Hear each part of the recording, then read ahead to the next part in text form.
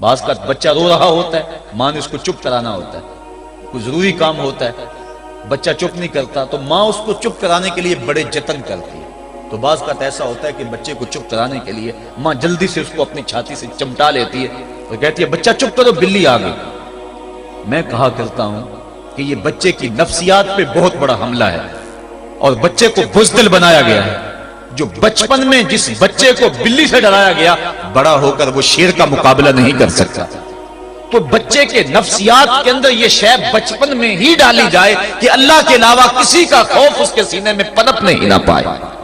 یہ ہے تربیت جو ہم اپنی اولاد کی کریں، اور ایک یہ تربیت ہے جو اہل ایمان کی محمد عربی نے کی تھی۔ 313 ہو کے جبر کی قوتوں کے خلاف کھڑے ہو گئے۔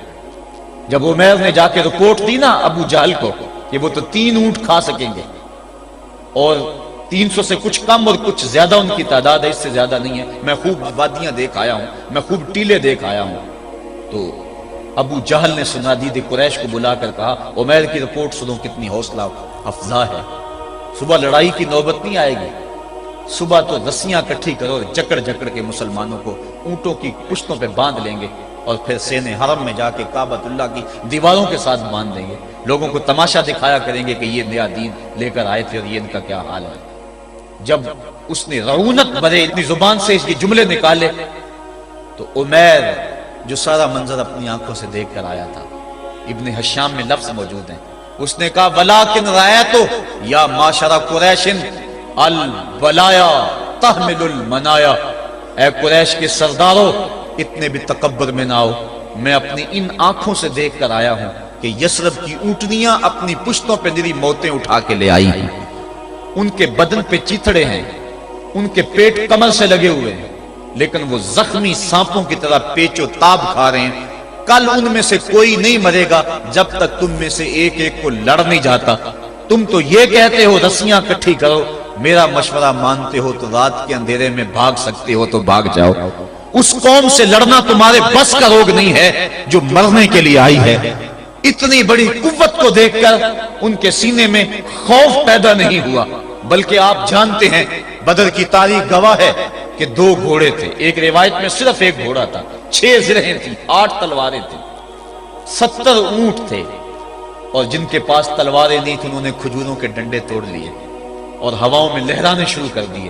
جب یہ ملکوتی قافلہ مدینے سے باہر نکل رہا تھا، دکانوں پہ یہودی عیسائی بیٹھے تھے، انہوں نے کہا مسلمانوں کس بل بوتے پہ جا رہے ہو، کس برتے پہ جا رہے ہو، کون سا آسرا ہے تمہارا، آلات حرب و ضرب تو تمہارے پاس موجود نہیں، اتنی بڑی قوت سے ٹکرانے جا رہے ہو جو کیل کانٹے سے اور اسلحے سے آلات حرب و ضرب سے لیس ہو کے آئی ہے، تم مقابلہ کیسے کر پاؤ گے، کس بل بوتے پہ جا رہے ہو۔ حضور کملی اوڑے ساتھ ساتھ چل رہے تھے، صحابہ نے اشارہ کر کے کہا نہ تیغو تیر پر تکیا، نہ خنجر پر نہ بالے پر، بھروسہ ہے تو اس سادی سی کالی کملی والے پر۔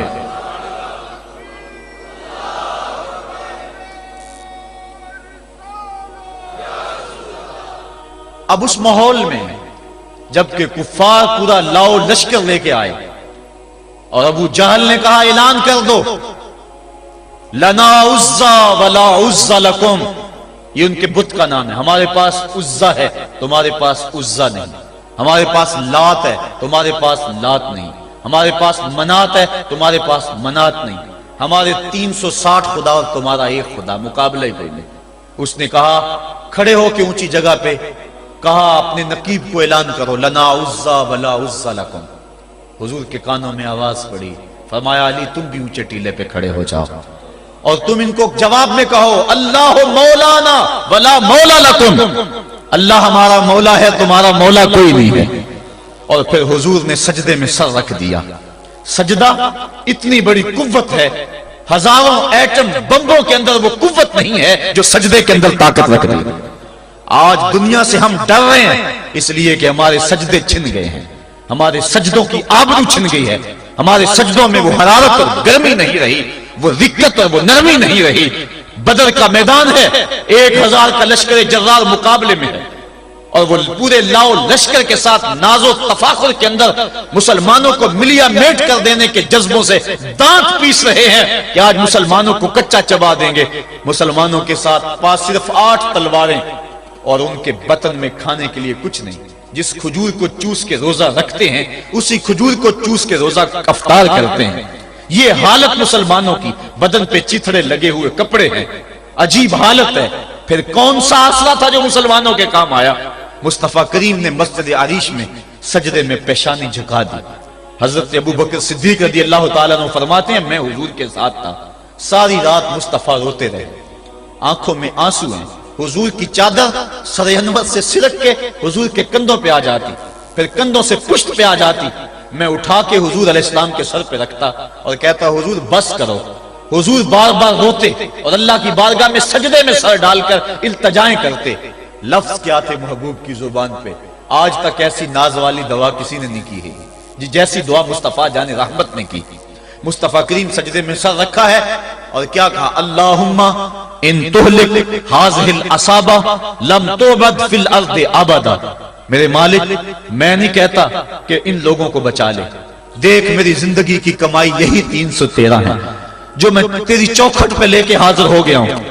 میری زندگی کا کل اثاثہ، میری زندگی کا کل سرمایہ کوہ ابو قبیس پہ کیے گئے درسوں کا نتیجہ، عکاظ کی منڈی کے اندر دیے گئے درسوں کا نتیجہ، اور ذی المجال کے میلے میں تیرے دین کی تبلیغ کا نتیجہ، طائف کے بازاروں میں پتھر کھا کھا کے جو تبلیغ کی اس کا نتیجہ، رستے میں گڑے، رستے میں بچتے ہوئے کانٹے، اور مکے کے بازاروں میں میرے بدن کے اوپر پڑتی ہوئی اوجریاں، میں نے پھر بھی تیرا کلمہ بلند کیا.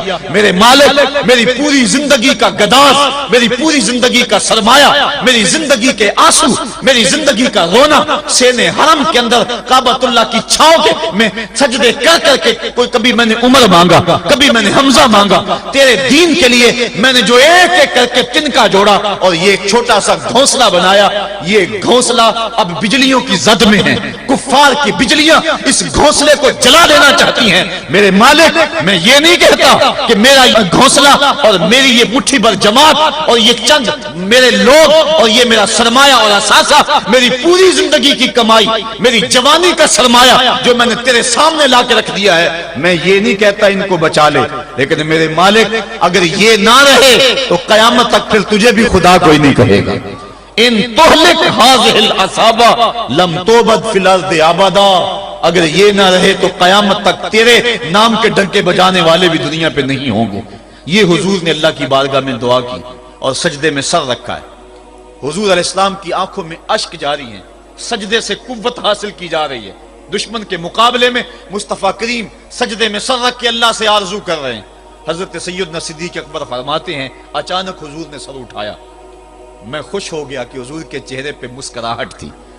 حضور مسکراتے ہوئے فرمایا ابشر یا ابا بکر ھذا جبریل آخذ بعنان فرسہ. ابو بکر بشارت ہو، وہ جبریل اللہ کی مدد لے کر آ گئے. تو یہ سجدے تھے جن سجدوں نے ظالم اور جابر قوتوں کا منہ توڑ کے رکھ دیا.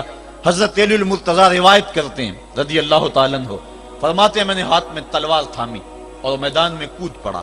میں نے کئی کافروں کو واصل جہنم کیا، پھر پلٹ کے دیکھا کہ میں حضور کی زیارت کر لوں، لیکن مجھے حضور نظر نہ آئے.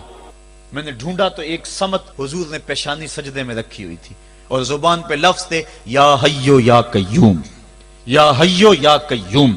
حضور یہ پڑھتے جا رہے تھے، یا حیو یا قیوم کا وظیفہ پڑھتے جا رہے تھے اور سجدے میں پیشانی تھی حضور کی.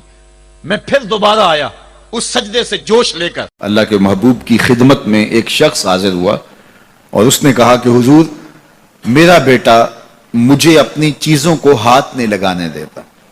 تو آقا کریم نے اسے بلایا، کہا کہ تمہارا باپ کیا کہہ رہا ہے؟ اس نے عرض کی حضور یہ چیزیں خراب کر دیتا ہے، بڑھاپا ہو گیا ہے تو چیزیں خراب کر دیتا ہے. تو حضور کی چشمان اقدس میں آنسو آ گئے.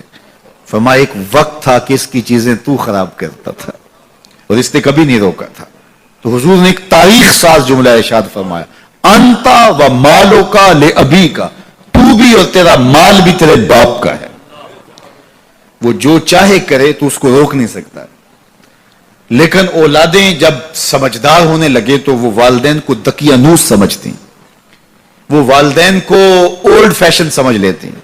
وہ سمجھتی ہیں کہ یہ تو جدید دور کے تقاضوں کو جانتی نہیں، حالانکہ والدین نے چکی کی طرح زمانے کو پیسا ہوتا ہے اور حالات کے جبر کو سہا ہوتا ہے اور تجربات کی چکی میں خود پسے ہوتے ہیں اور انہیں پتا ہوتا ہے کہ جو ہے وہ کیسے زندگی گزارنی ہے. اگرچہ وہ جدید دنیا کی اصطلاحات سے واقف نہ ہوں اور جدید زبانوں اور لہجوں سے آگاہ نہ ہوں, جدید فیشن میں نہ آتے ہوں, لیکن حالات کو کیسے گزارنا ہے یہ انہوں نے اپنے تجربات سے سیکھا ہوا ہوتا ہے.